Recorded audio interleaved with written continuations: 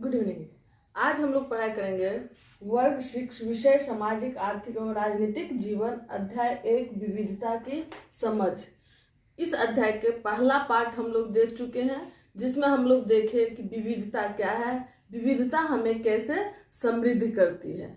आज हम लोग जानेंगे इसमें कि विविधता के कारण जो समाज में भेदभाव एवं असमानता उत्पन्न होती है वो क्या है, उसका कारण क्या है। सबसे पहले हम लोग ये जानते हैं कि भेदभाव क्यों होता है। कुछ लोगों का समाज में ऐसा विचारधारा हो जाता है कि हम श्रेष्ठ हैं और हमारा विचार भी श्रेष्ठ है, और जो दूसरा है वो हीन है, नीचे है और उसका विचार भी हीन दृष्टिकोण का है। और इसीलिए यहाँ से भेदभाव, घृणा, असमानता की उत्पत्ति होती है, जो मुख्य रूप से देखा जाता है सवर्ण और दलित के बीच में, पढ़े लिखे और अनपढ़ों के बीच में, गरीब और अमीर के बीच में, महिला और पुरुष के बीच में। इस प्रकार की मानसिकता उत्पन्न होती है। अब जानेंगे कि सवर्ण क्या है।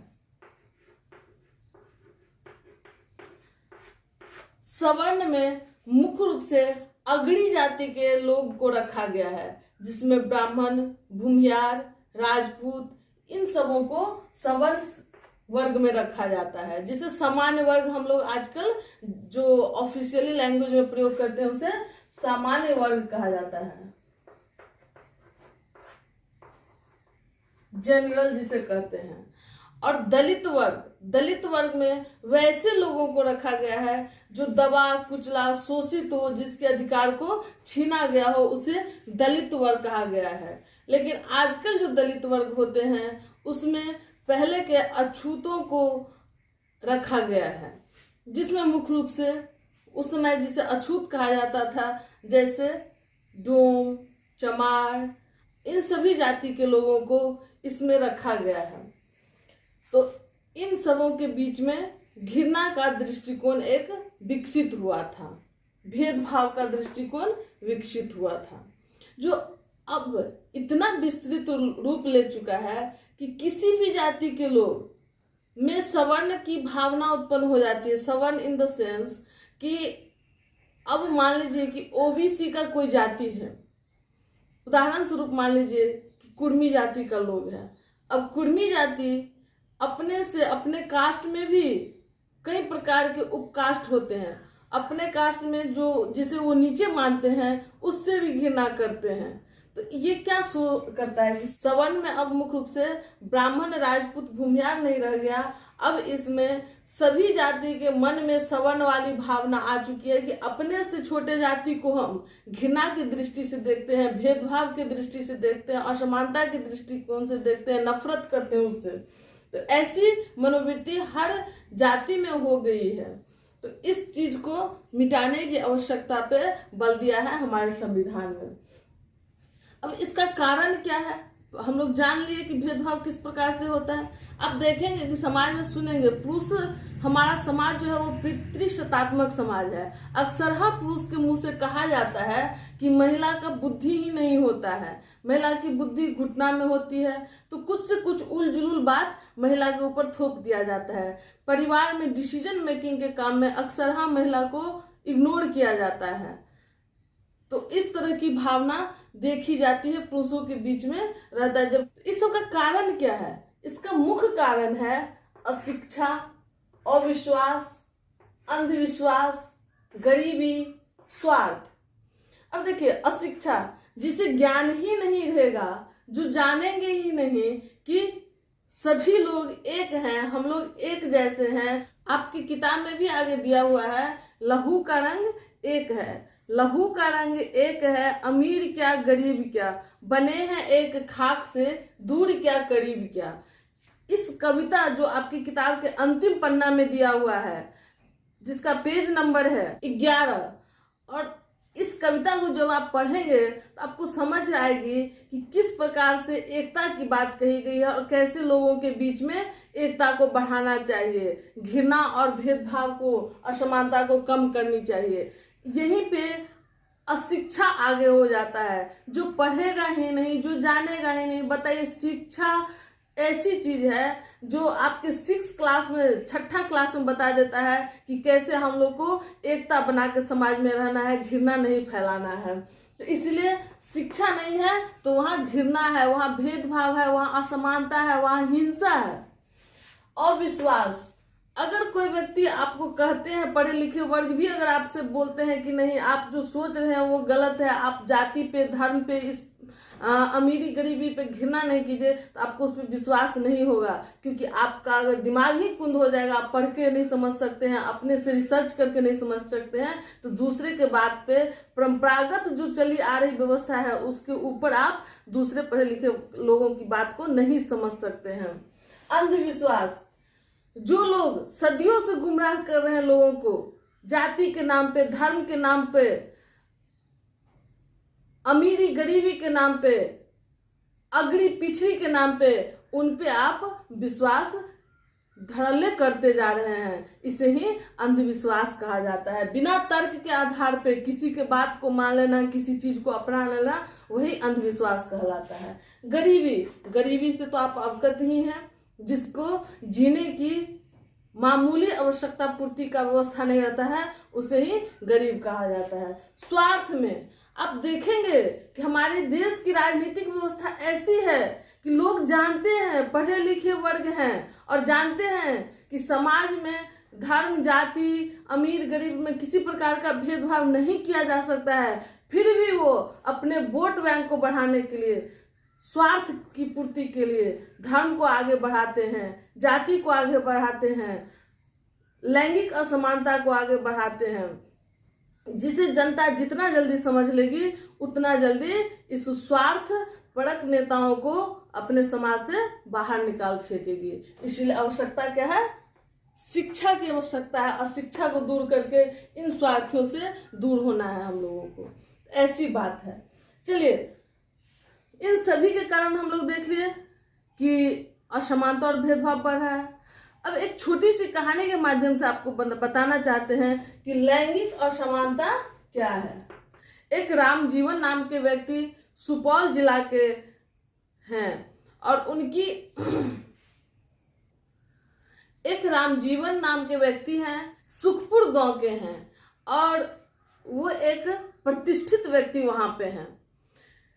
लेकिन उनकी सोच को देखिए कि उनके शादी के बाद उनके पास एक पुत्री होता है और उनकी चाहत रहती है कि हमें पुत्र हो, लेकिन पहला संतान था, पुत्री हुई तो फिर भी वो दुखी नहीं हुए, इस चीज को एक्सेप्ट कर लिए।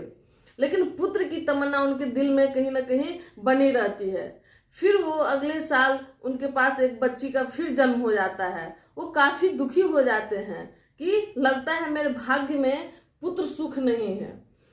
इसी प्रकार से 5वें वर्ष, उनके शादी के 5वें वर्ष, उनको एक और बच्चा प्राप्त होता है और वो बच्चा होता है उनका पुत्र। वो काफी खुश हो जाते हैं और पूरे गांव में मिठाई बंटवाते हैं, भोज करते हैं। अब सहर्ष अपनी इस भावना को सबों तक फैलाते हैं कि हम एक का पिता बन चुके हैं। अब होता यह है, यहाँ तक की कहानी तो ठीक थी कि भाई बेटी मिल गई, बेटा मिल गया, 5 साल के तपस्या के बाद उसको बेटा मिला। उनके हिसाब से तो वो तपस्या ही था, जो बेटा का चाहत रखते थे, बेटी मिल रही थी और वो उनकी तपस्या पूर्ण होती है 5 साल के बाद। लेकिन समस्या ये होती है कि जब वो तीनों बच्चों का लालन पालन शुरू करते हैं तो उसमें 2 बेटी को इग्नोर करके सिर्फ अपने बेटा को अच्छे स्कूल में एडमिशन कराते हैं, घर पर ट्यूशन के लिए मास्टर लगाते हैं। लेकिन तीनों के बीच की जो मनोवृत्ति होती है उसमें लड़कियां जो 2 होती है वो घरेलू काम के साथ साथ अपने पढ़ाई पे स्वतः ध्यान देती है। वही जो लड़का होता है जिसपे पूरी तरह से पढ़ाई पे फोकस किया जाता है, उस पढ़ाई में काफी कमजोर हो जाता है, बिल्कुल रुचि नहीं लेता है और लड़ाई झगड़ा, गाली गलौज, मारपीट के आगे बढ़ जाता है।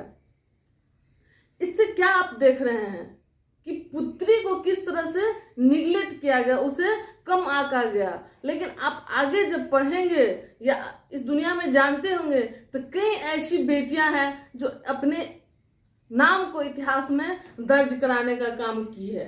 आप आगे भी देखेंगे समाज में छोटे छोटे घर में देखिएगा कि जब तक बेटियां घर में होती है, मायके में होती है बिना शादी ब्याह के, तब तक वो निगलेक्ट की जाती हैं। लेकिन जैसे ही माता पिता को पुत्रों के द्वारा सताया जाता है, उनके खाने पीने पे पाबंदी लगाया जाता है, तो उन्हें सबसे पहले कौन याद आते हैं?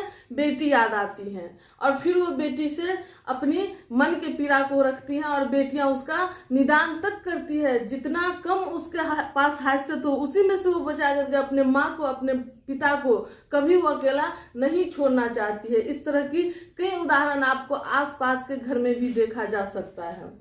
इस तरह की सिचुएशन को अगर माता पिता पहले समझ ले कि बेटी और बेटा में अंतर नहीं है, तो आगे चल करके जो पुत्र या पुत्री योग्य बनेगा वो उन माता पिता का अच्छा सहारा बन सकता है। तो यहाँ लैंगिक असमानता को कम करने की आवश्यकता है, जो परंपरागत तौर पे चली आ रही है लैंगिक असमानता। ठीक है, इस कहानी के माध्यम से हम लोग देखें कि किस प्रकार से लैंगिक असमानता कायम है हमारे समाज में। आप लोग डॉक्टर भीमराव अंबेडकर को जानते होंगे, आपकी किताब में दिया हुआ है, जो भारत रत्न के नाम से जाने जाते हैं। उन्हें भारत रत्न का पुरस्कार दिया गया है। वो निचली जाति के थे, महार जाति के, जो अछूत जाति के नाम से जिसे जाना जाता है। उनका जन्म महाराष्ट्र में हुआ था। तो महाराष्ट्र में महार जाति को अछूत, गांव तक में प्रवेश करने का इजाजत नहीं था। उन्होंने शिक्षा के बदौलत, पहला वो भीमराव अंबेडकर थे जो अपनी कॉलेज की शिक्षा पूरा करके विदेश में वकालत की पढ़ाई कंप्लीट किए थे। और लोगों को जाति में जो घृणा से देखा जाता था उससे निकलने का मात्र और मात्र एक साधन बताए, वो है शिक्षा। शिक्षा ही है जो हमें अन्य लोगों के बराबर में ले जा सकती है। और मंदिर में प्रवेश तक वर्जित था उस समय। इसके सपोर्ट में भी वो आंदोलन किए थे कि हम अछूत जाति को भी मंदिर में प्रवेश करने का इजाजत दिया जाए। इस प्रकार से उन्हें महात्मा गांधी जी भी सपोर्ट किए थे, उन्हें ज्योतिबा फुले भी सपोर्ट किए थे। और सभी के सहयोग से अछूत जाति को ऊपर उठाने में भीमराव अंबेडकर ने महत्वपूर्ण योगदान दिया। अंततः वह जातीय व्यवस्था से त्रस्त होकर के जो अपनी शादी उन्होंने अग्रणी जाति की लड़की ब्राह्मण जाति से शादी किए थे, फिर भी उनको जातीय व्यवस्था से इतनी प्रताड़ना महसूस हुई कि अंततः जीवन के अंतिम काल में वो बौद्ध धर्म को अपना लिए और महापरिनिर्वाण को प्राप्त किए। इस प्रकार से हम लोग आज देखें कि किस प्रकार से जातीय व्यवस्था, धार्मिक व्यवस्था लोगों के बीच में घृणा का कारण बना हुआ है। इसी के साथ आज का वीडियो समाप्त होता है, यह अध्याय भी समाप्त होता है। धन्यवाद।